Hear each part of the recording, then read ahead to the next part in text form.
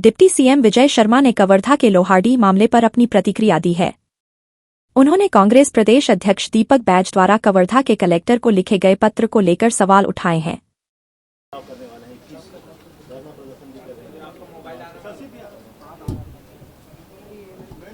उसमें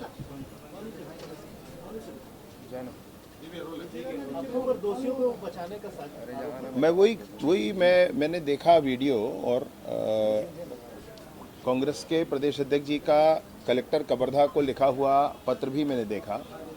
मुझे आश्चर्य है इस विषय का, इतनी बड़ी ऐसी राजनीतिक पार्टी है, राष्ट्रीय पार्टी है, इस तरह से कैसे करते हैं। उन्होंने जो बातें लिखी उस संदर्भ में मैं बताना चाहता हूं आपको कि दीपक बैज जी ने लिखा कि बिरकोना में किसी को बचाने का प्रयास किया जा रहा है। अगर वो वही मसला है जिस मसले पर बात कर रहे हैं, जो पुराना एसआईटी गठन हुआ था, तो उनको ध्यान है कि नहीं है, पता है कि नहीं है कि एसआईटी के रिपोर्ट के आधार पर कार्यवाही हो चुकी है भाई, जिस पर आरोप है एसआईटी के माध्यम से और जांच के माध्यम से, वो जेल में है। मतलब क्या चाहते हैं उससे ऊपर? क्या वो ये चाहते हैं कि अभी उनको निकाल करके कोई फांसी दे दे? अगर वो ऐसा चाहते हैं तो वो गलत चाहते हैं, ऐसा नहीं होता है। लेकिन वहाँ पर किसी को कोई बचाने की बात वो करते हैं। मुझे आश्चर्य है इस विषय का। वो प्रदेश के अध्यक्ष हैं, उनको ध्यान है कि नहीं है? जिस विषय पर राजनीति करने की कोशिश कर रहे हैं उस पर जांच के आधार पर कार्यवाही हो चुकी है भाई। और दूसरा मसला मैं आपसे कहूँ, पूर्व मुख्यमंत्री रहे हैं भूपेश बघेल जी, वो ये कह रहे हैं कि उस व्यक्ति के नाम पर जिसके जो पहले कचरू साहू के हत्या में जिसका नाम आया है, उस व्यक्ति के कहने पर पुलिस ने कोई कार्यवाही की है, ये कह रहे हैं वो। उनका वीडियो मैंने देखा। मुझे घोर आश्चर्य है इस विषय पर भी। एक तो पहला ये है कि पुलिस की जांच की जानकारी आपको कैसे है और कैसे आपने इतना ये कहा। खैर, उनके कहने के बाद मैंने पुलिस वालों से जांच के संदर्भ में बात नहीं की, सिर्फ इतना कहा कि भाई क्या वाकई इसके नाम से है? तो बहुत स्पष्ट जानकारी मिली है कि ना उसका कोई आवेदन है, ना उसका कोई बयान है, ना उसके कहने पर कुछ हुआ है। उस व्यक्ति के कहने पर कोई एफआईआर नहीं हुआ है, कोई उसका बयान नहीं हुआ है, कोई गिरफ्तारी नहीं हुई। मुझे आश्चर्य है इस विषय का कि उनको यह भी नहीं मालूम है और ऐसे दो झूठी चीज़ों को लेकर, झूठी बातों को लेकर के वो घेराव करने जा रहे हैं।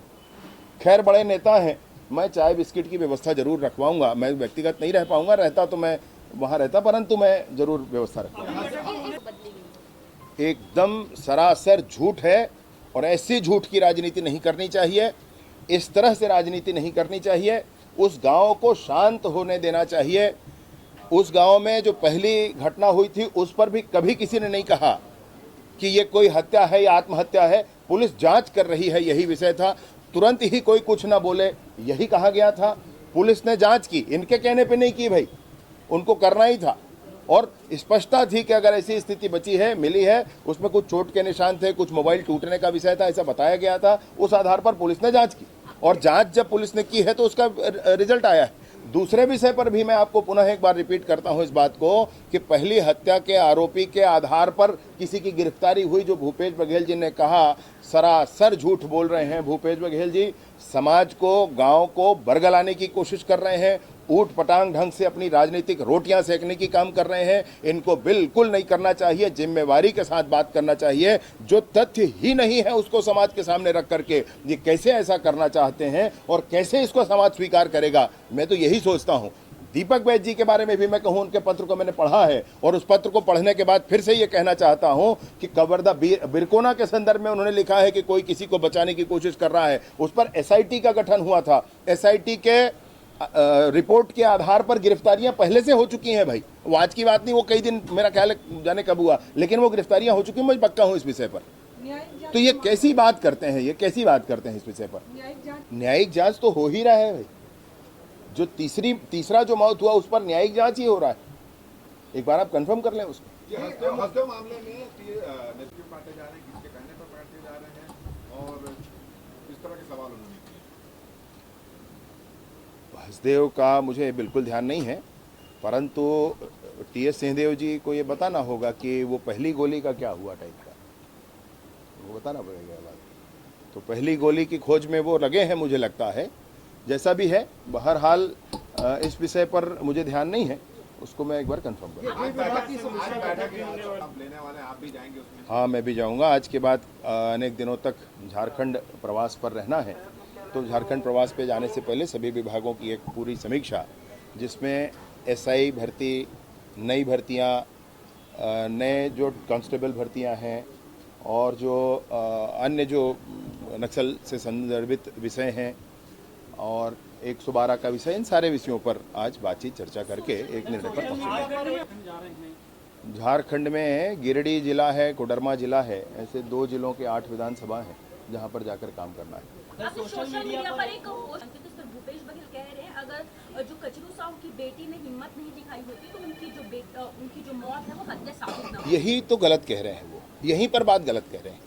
मैं ये कह रहा हूं कि पुलिस को शुरू से जो ध्यान था, जिस लाइन पर पुलिस ने जांच करना शुरू किया है, उसका परिणाम आया है भाई।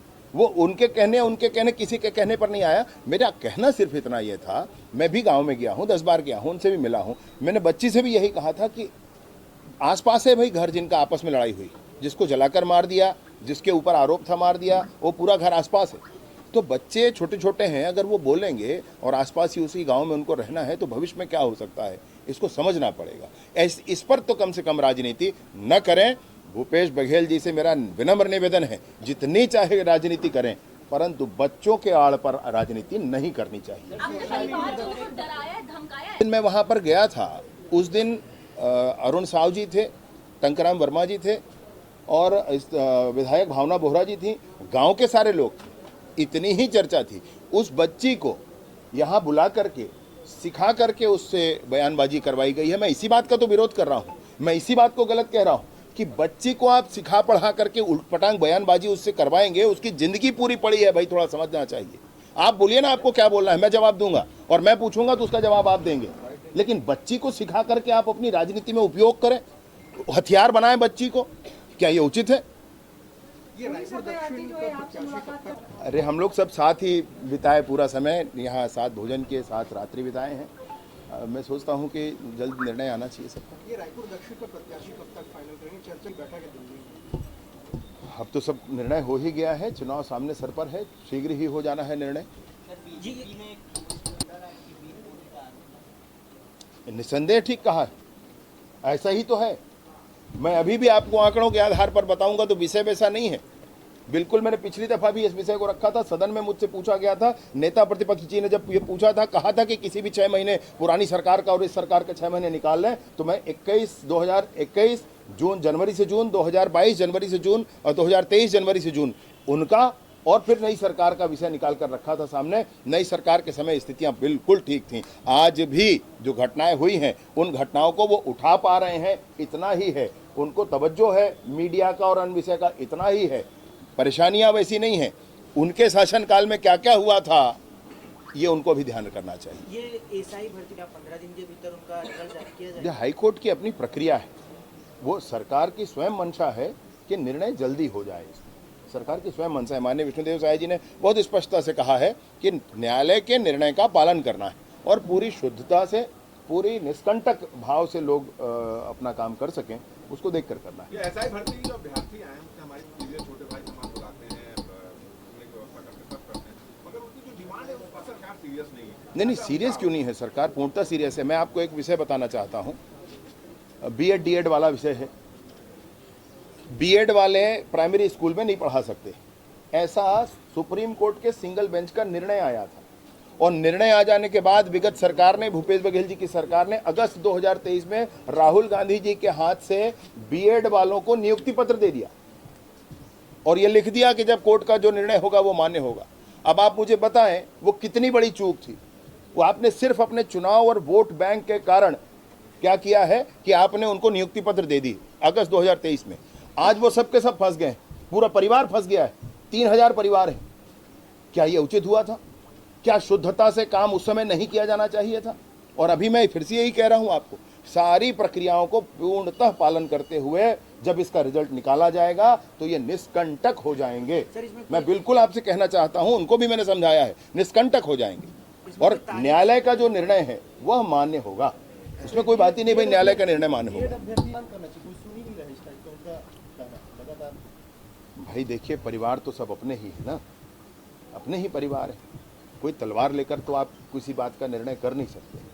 तो जो है परिस्थितियां उसको देखना पड़ेगा। जो बिगाड़ी है कांग्रेस की सरकार ने, परिस्थितियों को। उस समय अगर थोड़ा ध्यान दे करके भाई सुप्रीम कोर्ट ने क्या कहा है, ऐसा कहा है, तो भाई अभी हम नहीं दे सकते नियुक्ति, निर्णय आ जाने दीजिए सुप्रीम कोर्ट का, इसको फैसला करना चाहिए, इसको स्पष्ट होना चाहिए था। अब वो उन्होंने किया नहीं, सिर्फ चुनाव था सामने, इसलिए उन्होंने नियुक्ति पत्र बांट दिए। राहुल गांधी जी से बंटवाना था, बांट दिए, अभी सब फंसे हैं ना परिवार वाले।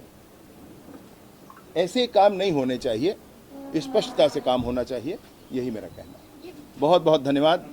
उम्मीद करता हूं कि आज किसी के भी धान खरीद की 1 नवंबर से होना चाहिए, सरकार 15 नवंबर से करके छूट कर रही है, 14 नवंबर से खरीदी करने जा रही है, तो धान का रकबा बढ़ा है लेकिन कम किया जा रहा है। नहीं रकबा नहीं कम नहीं होगा। धान पूरे किसानों का पूरा खरीदा जाएगा, उसमें कोई संशय न रहे किसी को।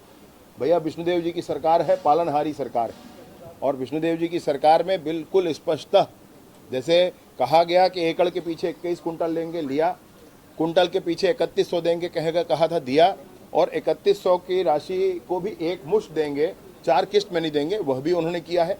इसके साथ ही साथ 2 साल के बोनस की बात कही थी उन्होंने, वो पूरा किया है उन्होंने।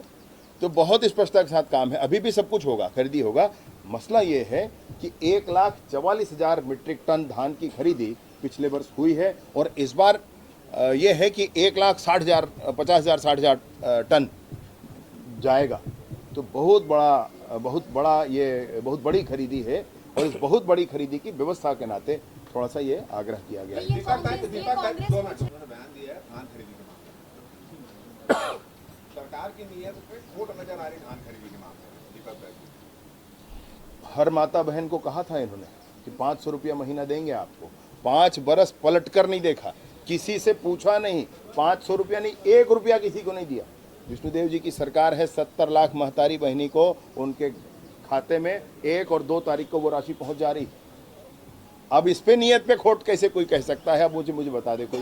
धान की खरीदी का विषय उन्होंने नहीं कहा था कि 4 किस्त में देंगे, किसान पीड़ित रहे, वो पैसा उनके उपयोग ही नहीं आ पाया। अभी जब एक मुश्त पैसा किसान के खाते में जा रहा है तो वो घर बनवा रहा है, सामान खरीद रहा है, अन्य जगह इन्वेस्ट कर रहा है। अब खेती खाने के लिए नहीं, खजाने के लिए हो रही है। अब खेती हमारे यहाँ खाने के लिए नहीं, खजाने के लिए हो रही है। मैं उनसे पूछना चाहता हूँ कि कैसे उन्होंने वो गड़बड़ी की थी, कैसे एक मुश्त नहीं दिया था किसानों को पैसा। पूरा किसानों से धान खरीदा जाएगा और पूरी राशि उनको भुगतान की जाएगी। कांग्रेस पूछ रही है आकाश सोलंकी